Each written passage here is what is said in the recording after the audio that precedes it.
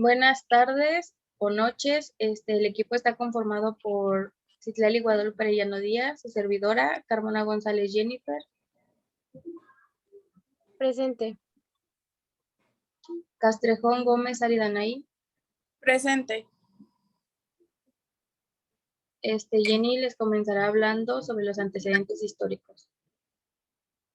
Bueno, algunos de los antecedentes históricos de la teoría crítica son los siguientes: son el movimiento obrero, el capitalismo occidental, el marxismo y la época clasista. El movimiento obrero fue un fenómeno social y político que se dio origen en Inglaterra en el siglo XVIII. Este fenómeno tuvo como principal objetivo mejorar el bienestar de los trabajadores, y una de sus principales causas fue el bajo salario hacia los trabajadores y la sobreexplotación de parte de los empresarios hacia los obreros. El capitalismo occidental. El capitalismo se basa ideológicamente en una economía. De acuerdo con Marx, el problema clave del capitalismo es que genera la explotación hacia los trabajadores o hacia los obreros. El marxismo. Este modelo de pensamiento revolucionó el modelo de comprender a la sociedad y a su historia, así como a las fuerzas que se desarrollan en ella.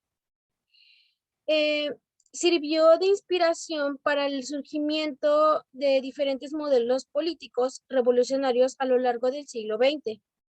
Y el marxismo, por lo tanto, estaba en contra del capitalismo. Como ya lo había dicho, el capitalismo pues genera la explotación de los trabajadores. Entonces el marxismo consistía en que estaba en contra de todo eso, estaba en contra de que se sobreexplotara a los trabajadores, dejándole más trabajo que a los empresarios, o teniendo bajos recursos económicos. Por último, vamos con la época clasista. Esta época se apoyaba en la teoría del capitalismo tardío totalitario. Estaba justificada por las circunstancias sociales y políticas del fascismo y estalinismo. El fascismo fue aquel que promovió un Estado autoritario y totalitario, antidemocrático y militarista. Y el estalinismo fue un sistema político y económico totalitario basado en algunos fundamentos comunistas. Se utilizó para describir un régimen político basado totalmente en la violencia, los asesinatos y el terror.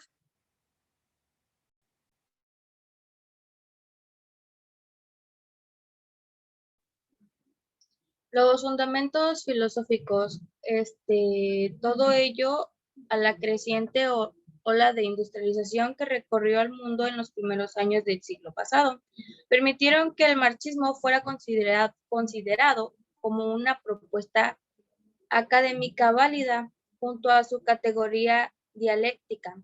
El concepto no identidad es en el pensamiento de Adorno. Los conceptos de identidad y anti-identidad ocupan un lugar central en la dialéctica de iluminismo y la dialéctica negativa, ya que sienta las bases de su filosofía de la identidad.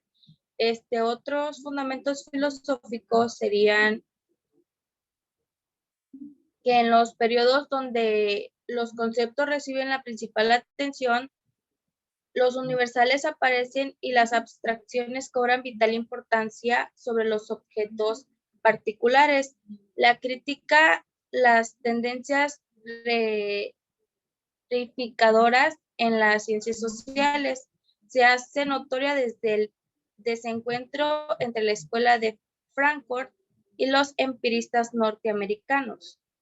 En la dialéctica negativa, Adorno no consideraba a la dialéctica como un método, sino como una forma de reflexión, de confrontación entre concepto y cosa en el pensamiento, pues en sus palabras, la cosa irreconciliada, que carece precisamente de esta identidad, subrogada por el pensamiento. Ahora pasamos con una lectura.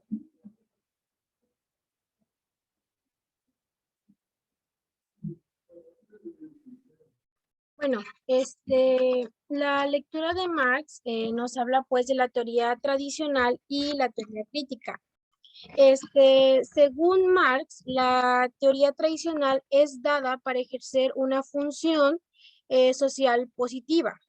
O sea que, pues, durante el transcurso de esta teoría, su función fue para positiva, pues. La teoría de la sociedad comienza con determinaciones abstractas, en la medida de que se trata en la época actual, caracterizándola como una economía basada en el cambio. Fue una teoría paulatina, aunque como su proceso fue lento, su proceso fue constante, aunque lento fue constante. Un punto importante en el cual Marx nos habla es el proletariado. Recordemos que el proletariado es una clase social compuesta por trabajadores, normalmente de origen humilde. Para Marx está limitado o gobernado por el capitalismo, en el cual lo más importante es el dinero y no el esfuerzo de la capacidad de los trabajadores. Como ya lo había comentado anteriormente, el capitalismo se basa en una economía y pues su principal problema es que sobreexplota a los trabajadores. Retomando la teoría crítica, cada paso de la teoría crítica corresponde a la noción del hombre y de la naturaleza ya presente en las ciencias y en las experiencias históricas. La teoría crítica nos advierte que la exposición sobre los hombres y las cosas sigue estando en manos de un determinado grupo social que compite no tanto dentro de cada país, sino a nivel mundial y de forma encarnizada. ¿Qué quiero decir con en forma encarnizada? Siento que esta palabra como que no está muy en nuestro vocabulario, pero la palabra encarnizada quiere decir que es violencia. O sea que este grupo social que aún nos manda, por así decirlo, está basado en la violencia y está conjunto con otros grupos de poder político.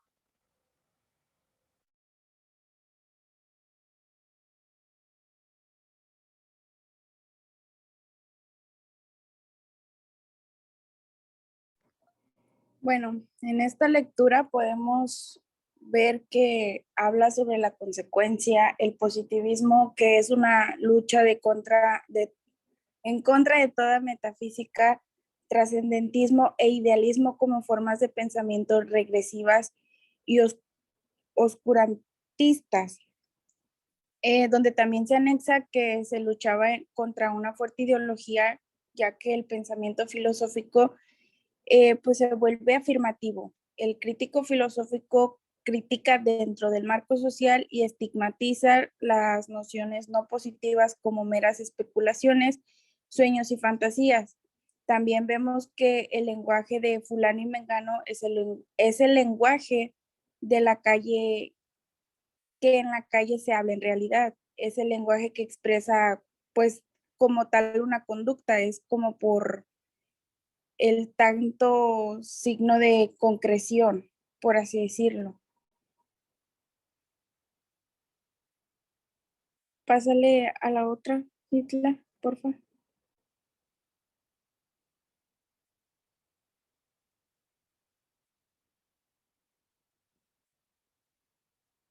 En esta lectura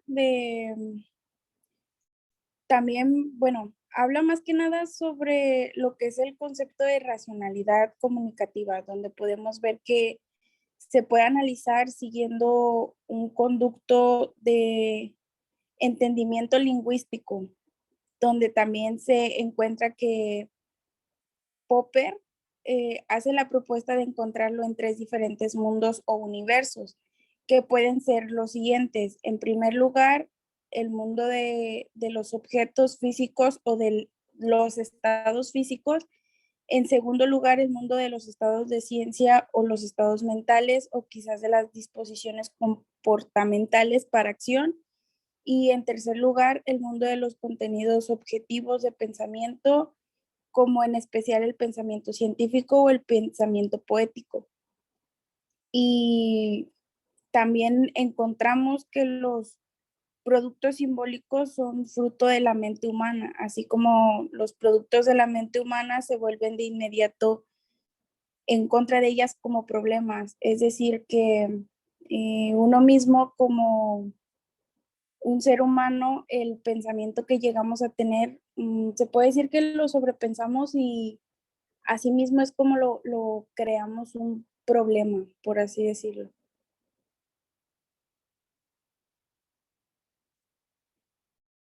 Bueno, pasamos a la siguiente lectura, que es la industria cultural, ilustración como engaño de masas. En esta lectura básicamente es un escrito a comienzos de los años 40. Este ensayo estaba dirigido contra la creciente influencia de la industria del entretenimiento, contra la comercialización del arte y contra la uniformación totalizante de la cultura, sobre todo en el país en el que emigraron los autores, que es Estados Unidos, en el transcurso de los años 60. Sin embargo, empezó a desarrollarse lentamente la historia efectual de este texto, que acabó por establecerse a través de la actualización de la crítica a los medios de comunicación de masas, que esto tuvo lugar en la década de los años 60. La dialéctica de ilustración marcó un punto de inflexión de la literatura filosófica, que no solo en relación con la ambivalencia de la ilustración, sino principalmente en tanto un riguroso rechazo de una economización de la cultura.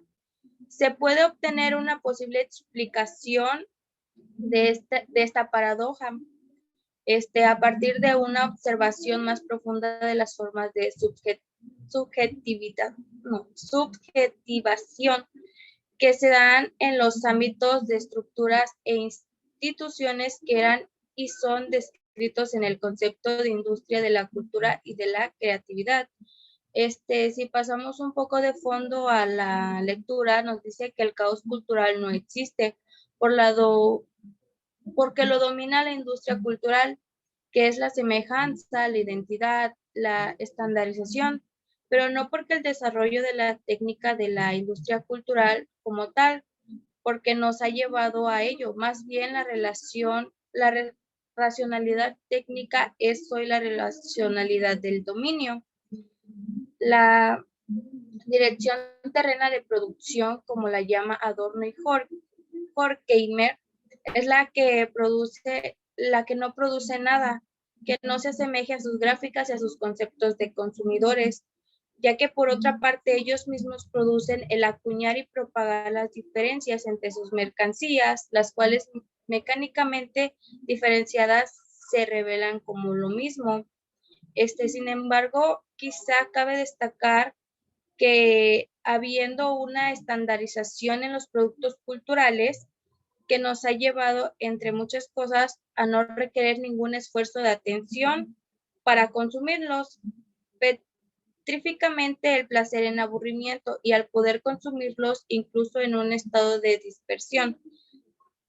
Hay un poco de diferencia. La diferencia entre los productos culturales, si bien mantienen la ilusión de competencia y la posibilidad de elección, solo quizá también muestren que hay algo que se resiste a la estandarización, que escapa del rasgo de semejanza con el que la cultura marca todo. Y pues esto sería todo, si mis compañeros no quieren agregar algo.